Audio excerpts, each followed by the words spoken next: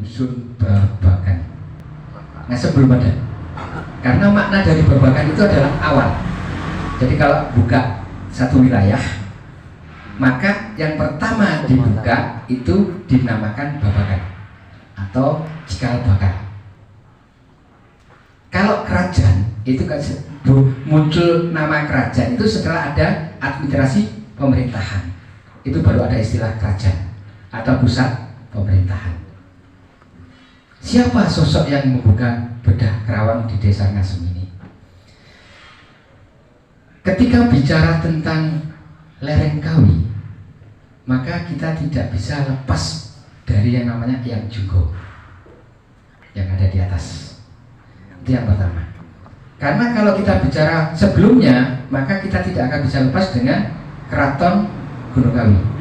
Itu eranya lama, itu era Empu Sendok. Keraton Gunung Kawi bukan suatu kerajaan Bapak Ibu, tapi di sana adalah Sanggar Pamujan. Nah, di era Mentaraman itulah baru disebut dengan keraton. Sebetulnya yang namanya Keraton Gunung Kawi itu peninggalan Empu Sendok adalah sebagai Sanggar Pamujan.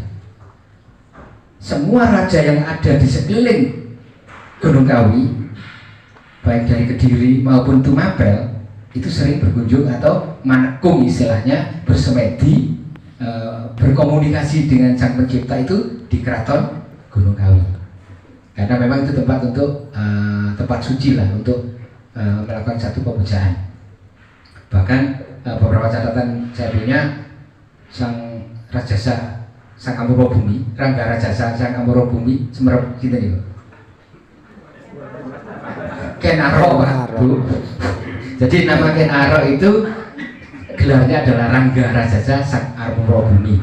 Itu awalnya kehidupannya di sana. Maka kalau bicara Tumapel atau bicara Singosari, maka kawitannya ya Gunung Kawi.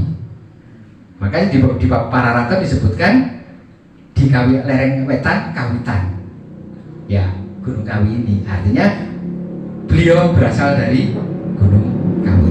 Ken Aro ini, nama Ken Aro itu hanya muncul di Pararaton. Nah, di era berikutnya setelah keruntuhan Majapahit, barulah ada istilahnya Mentaram Islam. Mentaram Islam, maka ketika bicara Eyang Junggo tidak bisa lepas dari sejarah Pangeran Diponegoro.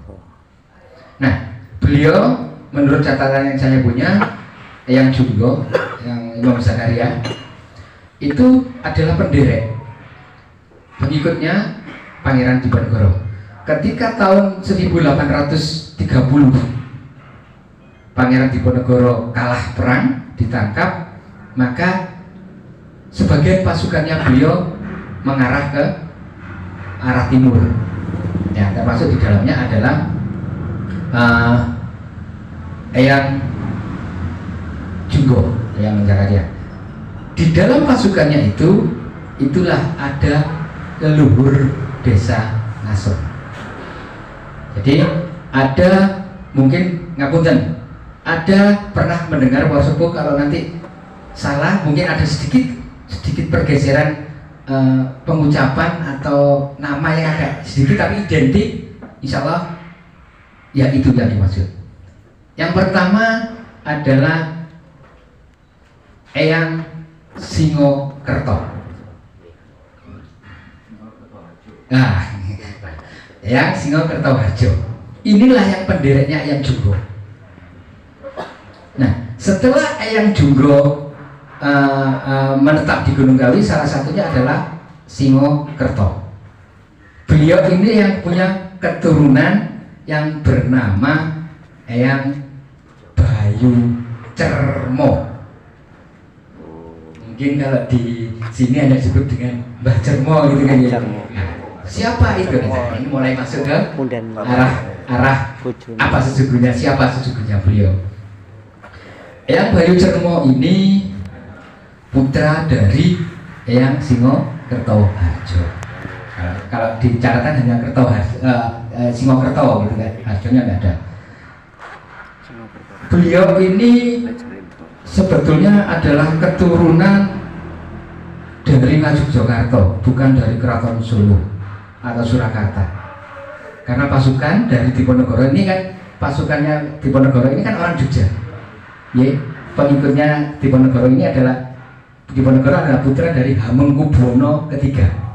Jadi semua pasukannya adalah orang-orang dari Yogyakarta. Nah, di dalam catatan yang saya terima, saya dapatkan kemarin ketika ke Keraton Solo, nanti akan sangat mengagetkan ini. Eyang Bayu Cermo ini besar dan lahir dan besar di lereng Kawi. Jadi asli Pak, sanes pendatang, asli kelahiran lereng Argo Kawi, sisi wetan. Eyang Cermo ini seorang dalang. Jadi beliau nurun dari kakeknya yang seorang dalang kodam, Suryo Hadiwongso namanya, itu kakeknya. Jadi berarti bapaknya dari Singokerto, seorang dalang. Dan Eyang Cermo ini atau Mbah Cermo ini seorang dalang Pak. Tapi jangan bayangkan dalang sekarang loh Pak. Ya, dalang dulu itu ahli tirakat. Dalang dulu itu syariatnya kental. Kekuatan imannya luar biasa. Karena apa? Dalang wayang itu adalah sosok yang mensiarkan Islam di tengah-tengah masyarakat. Nah, kalau boleh dikatakan, siapa sebetulnya Eyang Cermo ini? Beliau ini panotogomo Pak, ulama.